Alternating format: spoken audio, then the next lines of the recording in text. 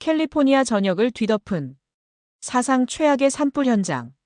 잿더미가 된 캘리포니아 부촌의 참혹한 광경에 전 세계 시선이 쏠린 지금 한쪽에서는 전혀 예상치 못한 일이 벌어지고 있습니다. 불길에 삼켜진 주택가들이 순식간에 재로 변해가고 있었는데 정작 한인타운만 멀쩡하다는 사실이 확인된 겁니다. 어떻게 이럴 수 있지?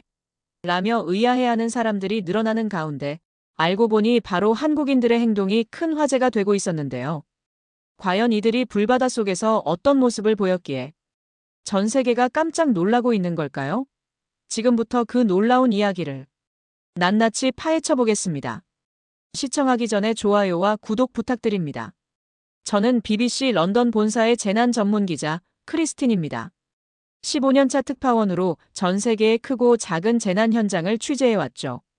쓰나미, 지진, 화산 폭발까지 수많은 재난 현장을 목격했지만 이번 캘리포니아 산불만큼 충격적인 광경은 처음이었습니다. 그날도 저는 평소처럼 뉴스룸에서 전 세계 재난 소식을 모니터링하고 있었어요.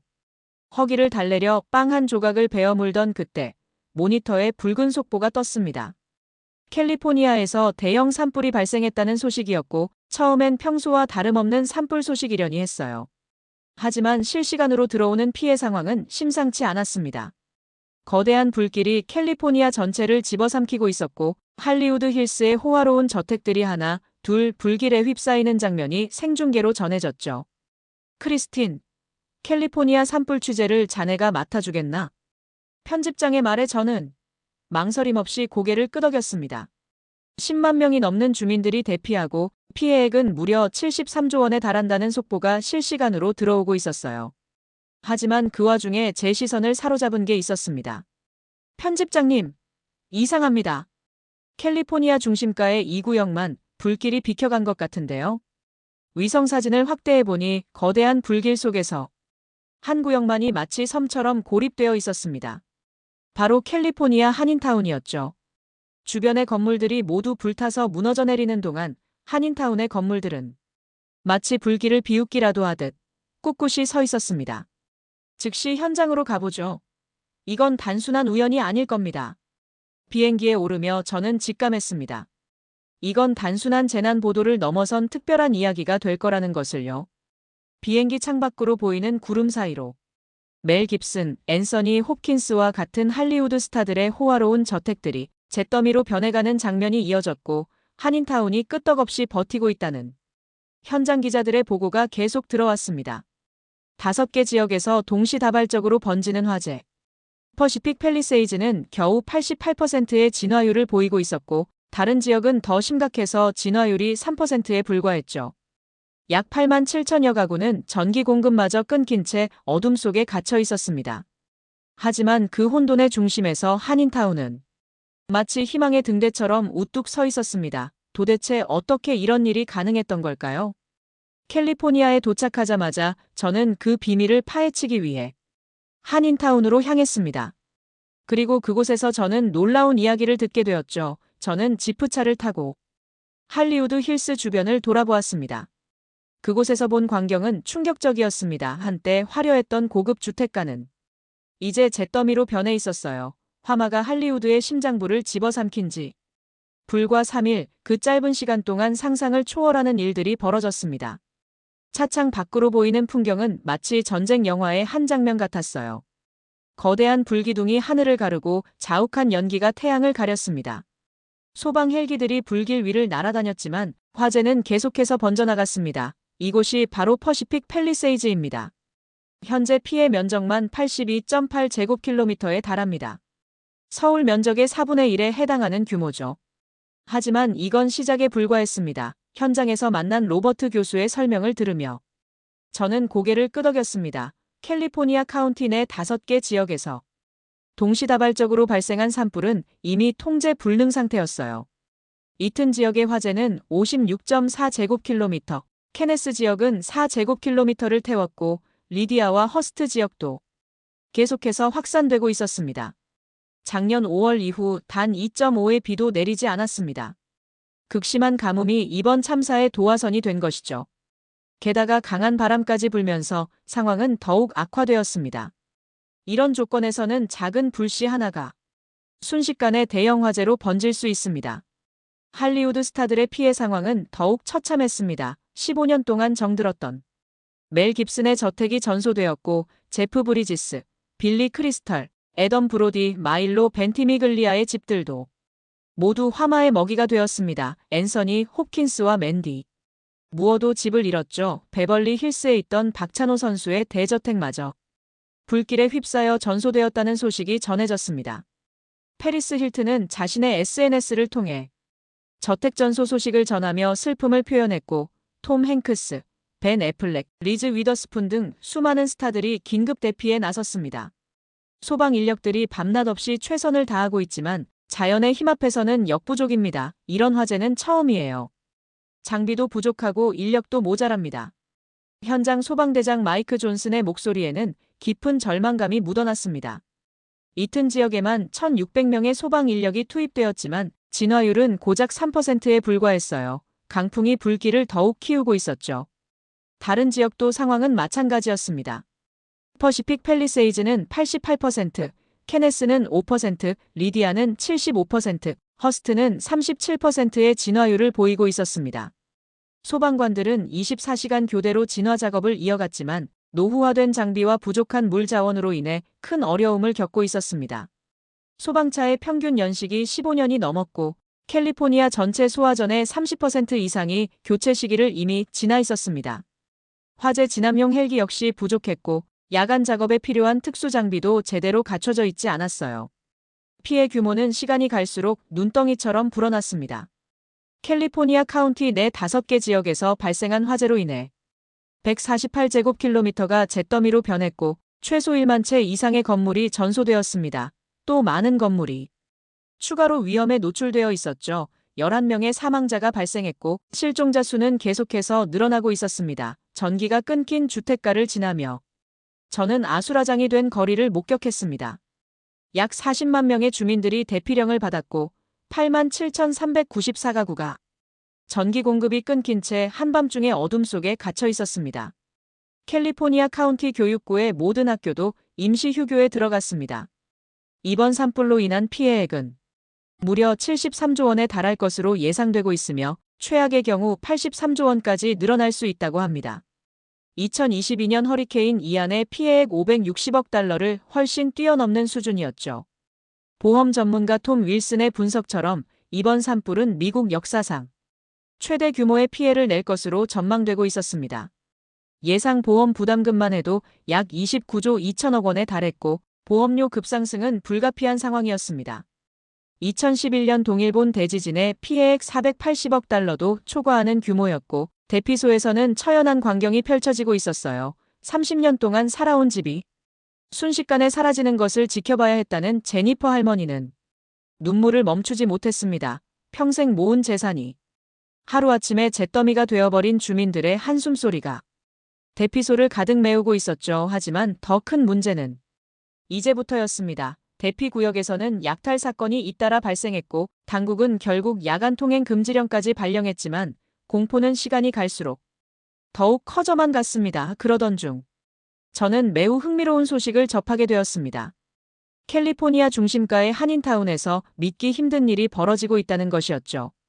대형 불길 속에서도 한인타운만이 마치 섬처럼 고립되어 있었고 그곳에서는 체계적인 구호 활동이 이루어지고 있다는 소식이었습니다. 이 이야기를 들은 순간 저는 직감적으로 느꼈습니다. 여기에 단순한 우연을 넘어선 무언가가 있다는 것을요. 그래서 저는 그 비밀을 파헤치기 위해 곧장 한인타운으로 향했습니다. 그리고 그곳에서 저는 놀라운 진실을 마주하게 되었죠. 한인타운에 들어서자마자 저는 놀라지 않을 수 없었습니다. 주변이 모두 불바다가 된 상황에서도 이곳은 마치 다른 세상 같았어요. 튼튼한 콘크리트 건물들이 마치 성벽처럼 불길을 막아서고 있었고 첨단 소방 시스템이 완벽하게 가동되고 있었죠. 우리는 이미 준비되어 있었습니다. 박현우 건축가를 만난 건 캘리포니아 한인타운 중심부의 한 빌딩에서였어요. 20년 넘게 이곳에서 도시 복원 프로젝트를 이끌어온 그의 사무실은 마치 작은 지휘본부 같았습니다. 벽에는 한인타운 전체 건물의 배치도가 빼곡히 걸려 있었고 각 건물의 내화 등급과 방제 시설 현황이 상세히 표시되어 있었죠. 한인타운의 모든 건물은 철근 콘크리트 구조로 지어졌습니다. 미국에서 선호하는 목조 건축과는 완전히 다른 방식이죠. 초기 비용이 30% 이상 더 들더라도 안전을 최우선으로 생각했기 때문입니다. 박현우 건축가는 컴퓨터 화면을 통해 한인타운 건물들의 설계도를 하나씩 보여주었습니다. 모든 건물은 기본적으로 4시간 이상의 내화 등급을 확보하고 있었고 지하부터 옥상까지 2중, 3중의 방화벽이 촘촘히 설치되어 있었어요. 한국의 재난 대비 철학이 이곳 한인타운의 설계에 고스란히 반영되어 있습니다. 건물 외벽은 최소 25cm 두께의 철근 콘크리트로 시공되었고 창문도 모두 강화 유리로 교체했으며 화재에 취약한 목재 사용도 최소화했죠. 실제로 건물들의 구조는 놀라웠습니다. 한국의 아파트처럼 각 층마다 방화 구획이 완벽하게 나뉘어 있었고 화재 발생 시 자동으로 작동하는 방화 셔터도 곳곳에 설치되어 있었어요. 특히 건물 외벽에 설치된 드라이비트 시스템은 화재 확산을 효과적으로 차단할 수 있도록 설계되었다고 합니다. 보시는 것처럼 모든 건물에는 자동 소방 시스템이 구축되어 있었습니다. 연기 감지기는 5m 간격으로 설치되었고 스프링클러의 살수 범위도 서로 겹치도록 완벽하게 설계되었죠. 화재 발생 시 119 신고와 동시에 자동으로 작동하는 통합방제 시스템도 갖추고 있어요. 박현우 건축가의 설명대로 한인타운의 방제 시스템은 그야말로 완벽했습니다. 각 건물의 1층에는 중앙 방제실이 설치되어 있고 스프링클러가 자동으로 작동하는 시스템이었죠. 매달 정기적인 소방훈련도 실시하고 있습니다. 모든 건물의 소방 설비를 철저히 점검하며 주민들과 함께 대피훈련도 병행하죠. 이번 산불 사태도 우리에겐 또 하나의 훈련이었습니다. 특히 인상적이었던 건 건물 옥상에 설치된 살수장치였는데 날아드는 불씨를 대비해 설치한 이 장치들은 실제로 큰 효과를 발휘했다고 합니다. 옥상 전체에 고압의 물을 분사해 불씨가 건물에 착화하는 것을 막았던 거죠. 한인타운의 대응은 단지 건축물의 견고함에만 그치지 않았습니다. 주민들의 체계적인 구호 활동으로도 이어졌습니다. 캘리포마스크만 해도 8,500장 넘게 모였고 담요도 60여 개나 준비되어 있었죠. 자원봉사 캠프의 운영도 놀라웠습니다. 한인회관 지하 주차장을 개조해 만든 이 임시 대피소는 마치 작은 호텔 같았어요. 깔끔하게 정리된 간이 침대가 줄지어 있었고 온도와 습도도 적절하게 유지되고 있었습니다. 우리는 서로를 돕는 것이 당연하다고 생각합니다. 캘리포니아 한인회 관계자의 말처럼 이곳에서는 모든 것이 체계적으로 이루어지고 있었어요. 의료진들이 24시간 상주하며 대피 주민들의 건강을 살폈고 따뜻한 식사도 하루 3번 정기적으로 제공되었습니다. 더욱 놀라운 건 지역 간 협력이었습니다. 샌디에이고의 한인들이 자발적으로 마스크 866장을 전달했고 더 많은 지원도 이어질 예정이라고 했습니다. 굿윌이라는 자선단체를 통해 구호 물품을 체계적으로 분류하고 전달하는 시스템도 갖추고 있었죠. JUA 총영사관의 대응도 신속했습니다. 필요한 지원을 즉각적으로 제공했죠. 다행히도 현재까지 한인들의 인명피해는 보고되지 않았다고 합니다. 이런 게 바로 진정한 커뮤니티의 힘입니다. 박현우 건축가의 말처럼 한인타운은 단순한 상업지구가 아닌 살아있는 공동체였습니다. 준비된 시스템과 끈끈한 유대감은 큰 재난 속에서도 희망을 만들어내고 있었죠. 이제 그들의 이야기는 전 세계가 주목해야 할 새로운 모범 사례가 되었죠. 한국인의 손이 닿은 건물은 달랐습니다. 콘크리트 한 덩이, 철근 하나하나가 모두 우리의 정성이었다. 박현우 건축가의 사무실 창밖으로는 여전히 캘리포니아 하늘이 붉게 타오르고 있었습니다. 하지만 그의 얼굴에는 이상하리만치 평온함이 깃들어 있었죠. 20년이 넘는 세월 동안 한인타운의 모든 건물을 설계하고 감독해온 그였기에 가능한 여유였습니다. 1992년 캘리포니아 폭동을 겪으며 깨달았습니다. 우리는 스스로를 지켜야 한다는 것을요. 그때부터 시작했습니다. 한인타운의 모든 건물을 재난에 견딜 수 있도록 재설계하는 작업을요. 박현우 건축가는 서랍에서 오래된 설계 도면들을 꺼내 보여주었습니다. 빛바랜 종이 위에는 빼곡한 메모들이 적혀 있었죠. 한국의 건축 기술과 미국의 기준을 조화시키려는 노력이 고스란히 담겨 있었습니다. 처음에는 다들 반대했어요. 비용이 너무 많이 든다고 과잉이라고 하지만 저는 한치의 양보도 하지 않았습니다. 우리 한인들의 피와 땀이 어린 곳이니까요. 그의 고집은 결국 옳았습니다. 이번 산불로 주변의 호화로운 저택들이 모두 잿더미가 된 반면 한인타운의 건물들은 끄떡없이 버텨냈죠. 심지어 이재민들의 피난처가 되어주기까지 했습니다. 이것이 바로 한국의 재난 대비 철학입니다. 문제가 발생한 뒤에 대처하는 것보다 사전 예방이 중요하다는 거죠. 우리 선조들의 지혜가 담긴 철학입니다. 한편 한인타운에서 10년째 의류 매장을 운영하고 있는 에릭의 이야기도 흥미로웠습니다. 처음에는 단순히 사업적 이점 때문에 이곳을 선택했다는 그였지만 이제는 완전히 달라져 있었어요. 니아 한인회관에서는 이미 대규모 구호 물품 모집이 진행되고 있었어요. 처음엔 이해할 수 없었어요. 매달 하는 소방훈련이 그저 귀찮기만 했죠. 하지만 이번 일을 겪으며 깨달았습니다. 한인들의 이런 준비성이 우리 모두의 생명줄이 될 거라는 거료. 에릭은 산불이 시작되자마자 자신의 매장을 대피소로 개방했다고 합니다. 평소 재고로 쌓아두었던 옷가지들을 이재민들에게 무상으로 나눠주기도 했죠. 한인들에게 받았던 도움을 이제는 제가 다른 이들에게 전하고 싶어요. 그는 담담하게 말했습니다. 한인 커뮤니티는 특별해요. 이곳은 단순한 상가가 아닙니다. 우리는 가족이에요. 서로를 보살피고 지켜주는 진정한 가족이죠. 자원봉사 캠프에서는 더욱 감동적인 장면들이 펼쳐지고 있었습니다. 80세의 마리아 할머니는 한인 청년들의 헌신적인 봉사에 눈시울을 붉히셨고 이곳에서 새로운 희망을 발견했다고 말씀하셨어요. 이 아이들이 마치 친손주처럼 저를 돌봐주었어요. 음식도 떠먹여주고 밤새 제 이야기를 들어주었죠. 제가 이런 대접을 받을 자격이 있나 싶을 정도였어요. 캠프에서 만난 제니퍼와 마이클 부부의 사연도 인상적이었습니다. 산불을 피해 간신히 대피했지만 갈 곳이 없었던 그들에게 한인 자원봉사자들은 망설임 없이 도움의 손길을 내밀었다고 해요. 처음엔 조금 어색했어요. 문화도 다르고 언어도 통하지 않았으니까요. 하지만 이곳 사람들의 따뜻한 마음은 그 어떤 장벽도 뛰어넘더군요. 이제는 매일 아침 한국식 아침 식사가 기다려질 정도예요. 자원봉사자들의 활약도 눈부셨습니다. 10대 청소년부터 70대 노인까지 모든 세대가 하나 되어 봉사에 참여하고 있었어요. 특히 2세대 한인 청년들의 모습이 인상적이었죠. 부모님 세대의 헌신을 이어받아 더 큰 나눔을 실천하고 있었습니다. 우리는 이미 준비되어 있었고 함께하고 있었어요. 이번 산불은 그들의 진정한 힘을 확인하는 계기가 되었습니다. 박현우 건축가의 말처럼 한인타운의 저력은 단단한 건물이나 체계적인 시스템에만 있는 게 아니었어요. 서로를 가족처럼 아끼고 보살피는 따뜻한 마음. 그것이야말로 이 공동체의 진정한 힘이었습니다. 에릭은 이제 매일 아침 자원봉사를 마치고 나서야 매장 문을 연다고 해요. 수익은 줄었지만 그의 얼굴에는 오히려 더 큰 행복이 깃들어 있었습니다. 자신도 이제 한인 커뮤니티의 진정한 일원이 되었다는 자부심 때문이었을 겁니다. 이곳에서 저는 비즈니스 이상의 것을 배웠어요. 진정한 공동체가 무엇인지, 서로를 위해 사는 것이 얼마나 가치 있는 일인지를요. 이제 저는 자랑스러운 한인타운의 일원입니다. 그의 말에 깊이 공감하며 저는 다시 한번 이곳의 의미를 되새겨보았습니다. 한인타운은 단순한 상권이나 거주지가 아닙니다.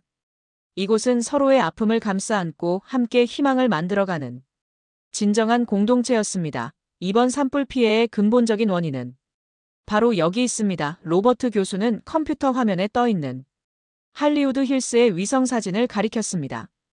UCLA 환경건축학과 교수인 그는 20년 넘게 미국의 건축 시스템을 연구해온 전문가였습니다.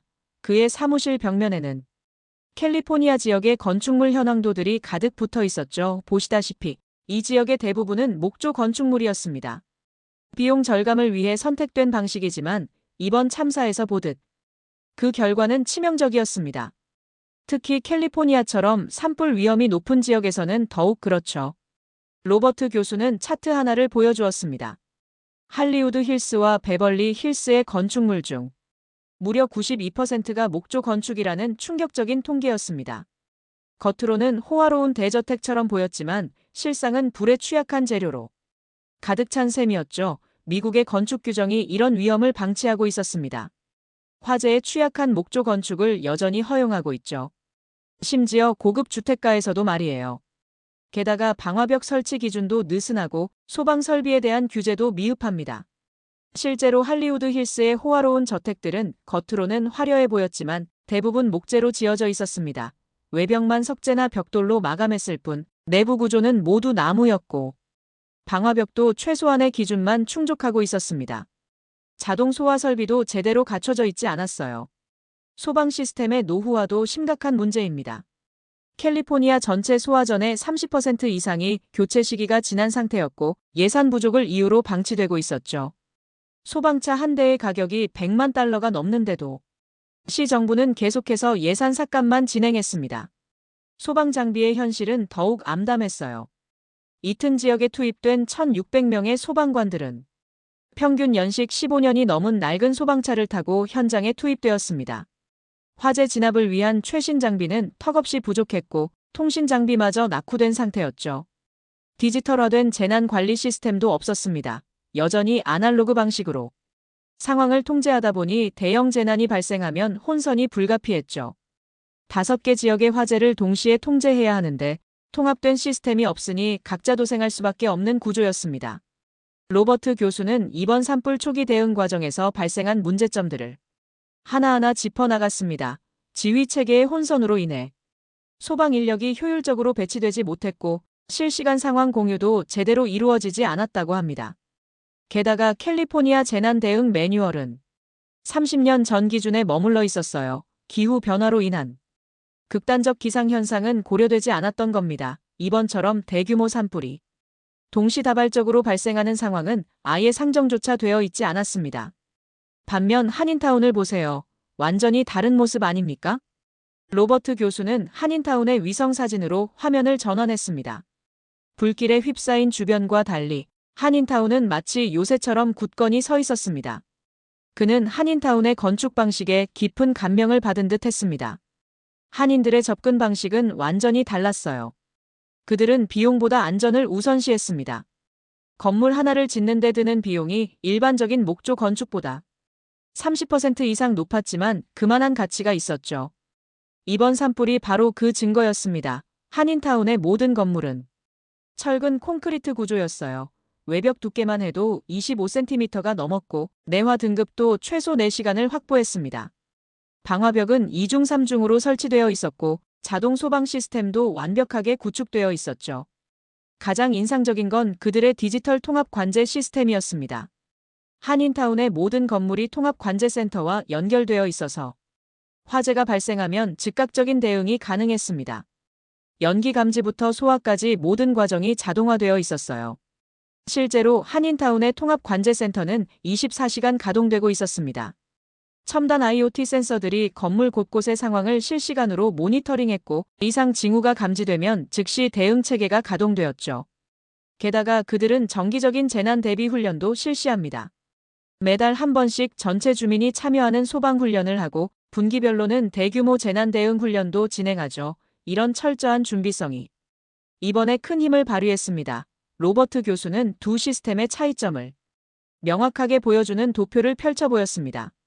미국의 전통적인 건축과 소방 시스템은 비용 절감과 최소한의 규제에 초점을 맞추고 있다면 한인타운은 철저한 예방과 체계적인 대비에 중점을 두고 있었죠. 이제 미국도 변해야 합니다. 한인타운의 사례가 좋은 모델이 될 수 있어요. 안전을 위한 투자는 결코 낭비가 아니라는 걸 이번 일을 통해 모두가 배웠습니다. 실제로 몇몇 도시들은 이미 한인타운의 시스템을 연구하기 시작했습니다. 로버트 교수의 말처럼 한인타운은 이제 하나의 모범 사례가 되었어요. 그들의 선제적인 투자와 체계적인 시스템은 대형 재난 속에서도 빛을 발했습니다. 이는 미국 사회에 큰 교훈을 주었습니다. 재난은 결국 대비의 차이에서 결과가 갈리는 법이에요. 한인들은 그것을 잘 알고 있었던 거죠. 그들의 접근 방식은 이제 새로운 표준이 되어가고 있습니다. 그의 말에 깊이 고개를 끄덕이며 저는 다시 한번 한인타운을 둘러보았습니다.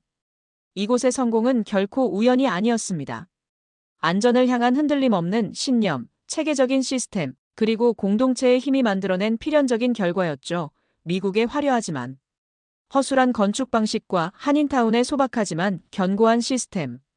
그 차이가 만들어낸 결과는 이제 전 세계가 주목해야 할 교훈이 되었습니다.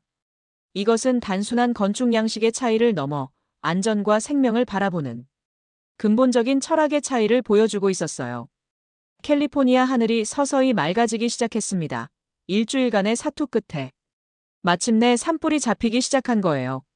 73조 원 피해와 최소 11명의 사망자를 낸 이번 재난 앞에서 너무도 무기력했지만 한인타운은 달랐습니다.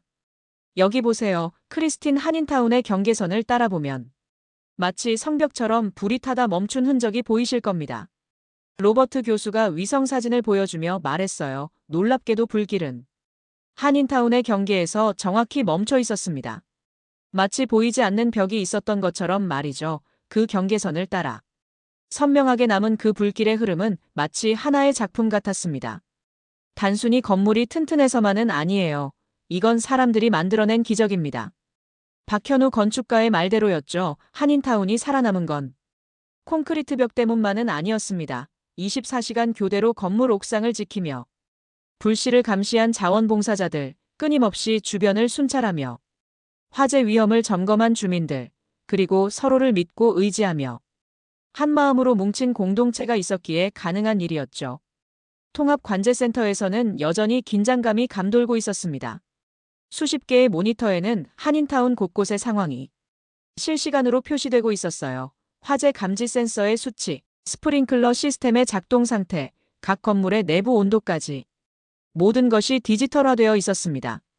우리는 단 1%의 위험도 놓치지 않습니다. 관제센터의 책임자 김민수 씨는 피곤한 기색도 없이 모니터를 주시하고 있었습니다. 그는 7일 동안 단 몇 시간도 자리를 비우지 않았다고 합니다. 그의 헌신은 이곳의 모든 사람들이 보여준 투혼의 한 단면일 뿐이었죠. 자원봉사 캠프에서는 여전히 따뜻한 이야기가 이어지고 있었습니다. 80세의 마리아 할머니는 이제 매일 아침 한인 청년들과 함께 라디오 체조를 한다고 해요. 처음에는 어색했지만 이제는 그게 하루 중 가장 큰 즐거움이 되었다고 하시네요. 처음엔 다들 낯설었어요. 하지만 이제는 가족이에요. 제가 평생 잊지 못할 추억을 만들어준 소중한 가족이죠. 산불이 무서웠지만 이곳에서 오히려 새로운 희망을 발견했다고 말합니다. 에릭의 의류 매장은 이제 작은 쉼터가 되었습니다. 매일 아침 문을 열기 전 그는 캠프의 이재민들에게 따뜻한 커피를 나눠준다고 해요. 자신도 한때는 이방인이었지만 이제는 이곳이 진정한 집이 되었다고 말하는 그의 눈시울이 붉어졌습니다. 한인타운의 생존은 결코 운이 아니었습니다. 우리가 함께 준비하고 함께 지켜냈기에 가능한 일이었죠. 이제 우리는 더 강해졌습니다. 박현우 건축가의 말에 저는 깊이 고개를 끄덕였습니다. 그의 책상 위에는 새로운 설계 도면이 놓여 있었습니다. 더 안전하고 더 단단한 한인타운을 만들기 위한 새로운 계획이었죠. 재난은 끝났지만 그들의 도전은 계속되고 있었습니다. 이런 위기 속에서도 우리는 함께였습니다. 앞으로도 그럴 거고요. 한인타운의 정신은 바로 이런 것이니까요. 에릭의 이 한마디가 모든 것을 설명해 주는 것 같았습니다. 한인타운은 그저 운 좋게 살아남은 게 아니에요. 준비된 시스템과 흔들리지 않는 공동체 정신이 만들어낸 너무나도 필연적인 결과였죠. 그들의 이야기는 이제 전 세계에 희망의 메시지로 퍼져나가고 있었습니다. 재난은 우리 모두에게 예고 없이 찾아올 수 있습니다. 하지만 준비된 자세와 공동체의 힘은 때로 기적을 만들어내기도 하죠. BBC 본사로 돌아와 마지막 원고를 정리하면서 저는 캘리포니아 한인타운에서 보고 들은 모든 것을 다시 한번 떠올려 보았습니다. 73조 원의 피해 속에서도 꿋꿋이 살아남은 그들의 이야기는 단순한 생존. 그 이상의 의미를 담고 있었어요. 시스템만으로는 부족합니다. 그것을 움직이는 건 결국 사람이니까요. 박현우 건축가의 말처럼 튼튼한 건물과 체계적인 소방 시스템은 분명 중요한 요소였습니다. 하지만 그것만으로는 충분하지 않았습니다. 서로를 향한 믿음, 함께 이겨내려는 의지, 그리고 끈끈한 공동체 정신. 이 모든 것이 있었기에 가능했던 일이었죠. 한인타운의 성공은 세 가지 요소가 완벽하게 조화를 이룬 결과였습니다. 첫째, 철저한 콘크리트 건물과 첨단 방제 시스템 이것이 그들의 안전을 지켜주는 든든한 방패가 되어 주었죠. 둘째, 체계적인 시스템 24시간 가동되는 통합관제센터와 정기적인 재난 대응. 훈련은 위기 상황에서 큰 힘을 발휘했습니다. 하지만 가장 중요한 건 바로 세 번째 요소 공동체 정신이었습니다. 에릭이 보여준 변화가 그것을 증명해 주었죠. 처음엔 단순히 사업적 이익만을 위해 이곳을 선택했던 그가 이제는 자원봉사의 선두에 서 있었습니다. 한인 커뮤니티의 따뜻한 품이 한 사람의 인생을 바꿔놓은 거예요. 여러분은 어떠신가요? 우리 주변의 이웃들과 얼마나 가깝게 지내고 계신가요? 80세 마리아 할머니와 한인 청년들이 함께 나눴던 온정의 순간들, 제니퍼와 마이클 부부가 느꼈던 감동, 그리고 샌디에고 한인들의 자발적인 지원까지 이 모든 것이 우리에게 전하는 메시지는 분명합니다. 재난은 인종도 문화도 국경도 가리지 않습니다. 하지만 그것을 이겨내는 힘 역시 그런 경계를 가리지 않아요. 한인타운에서는 서로 다른 배경을 가진 사람들이 하나가 되어 위기를 극복했습니다. 그들은 국적도 피부색도 보지 않았습니다. 오직 서로를 돕고자 하는 마음, 그 마음 하나만이 있었죠. 지금 이 순간에도 전 세계는 수많은 재난과 마주하고 있습니다. 기후변화로 인한 자연재해는 점점 더 거세지고 있고 우리의 일상을 위협하고 있어요. 하지만 한인타운이 보여준 것처럼 우리에겐 여전히 희망이 있습니다. 서로를 믿고 의지하며 함께 준비한다면 어떤 위기도 이겨낼 수 있다는 것. 작은 커뮤니티가 만들어낸 기적이라고요? 아니요, 이건 기적이 아닙니다. 우리가 함께 만들어낸 너무도 당연한 결과였죠. 박현우 건축가의 이 말은 우리 모두에게 중요한 교훈을 줍니다. 재난은 예고 없이 찾아옵니다. 하지만 준비된 자세와 서로를 돕는 공동체 정신이 있다면 우리는 언제나 희망을 만들어낼 수 있어요. 이것이 바로 캘리포니아 한인타운이 전 세계에 전하는 메시지입니다. 단순한 생존 이야기가 아니라 우리 모두를 위한 희망의 메시지였고 그들이 보여준 준비성과 단결력은 이제 새로운 표준이 되어가고 있습니다. 여러분의 커뮤니티는 어떠신가요? 우리 모두가 캘리포니아 한인타운처럼 서로를 위한 준비된 공동체가 될 수 있지 않을까요? BBC 크리스틴 특파원이었습니다. 모두가 기적이라 불렀지만 사실 그것은 오랜 준비와 끈끈한 연대가 빚어낸 당연한 결과였을지도 모릅니다. 이들의 이야기에 조금이라도 공감하셨다면 지금 좋아요와 구독을 눌러 여러분의 마음을 전해보는 건 어떨까요? 그리고 힘든 재난의 시간을 함께 버텨낸 캘리포니아 한인들에게 따뜻한 격려와 응원의 댓글도 꼭 남겨주세요. 작은 관심이 모여 더 큰 기적을 만드는 힘이 되니까요.